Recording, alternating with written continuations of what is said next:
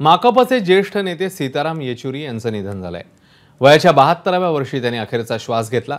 दिल्लीमधल्या AIIMS रुग्णालयात त्यांची प्राणज्योत मालवली। ताप आणि अशक्तपणा जाणवू लागल्यानं त्यांना रुग्णालयात दाखल करण्यात आलेलं, पण उपचारादरम्यानच त्यांचं निधन झालंय।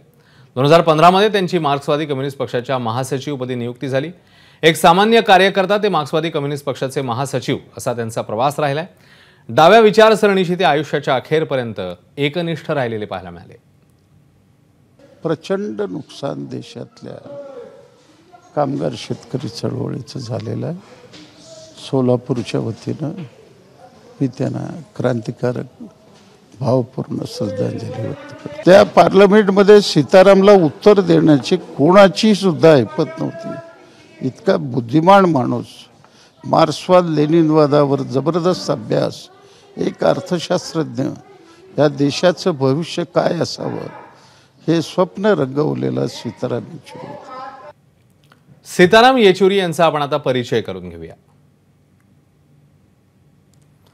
नवी दिल्लीतल्या सेंट स्टीफन्स कॉलेजमधून अर्थशास्त्रातनं त्यांनी बीए केलं। एमए केल्यानंतर जेएनयू मध्ये पीएचडीची तयारी केली। 1974 मध्ये स्टुडंट फेडरेशन ऑफ इंडियाशी ते जोडले गेले। प्रकाश करात यांच्यासोबत जेएनयू मध्ये डावी विचारसरणी रुजवण्यात सीताराम येचुरी यांचं मोठं योगदान राहिलंय। आणीबाणीच्या काळात अटक झाल्यानं शिक्षण थांबलं।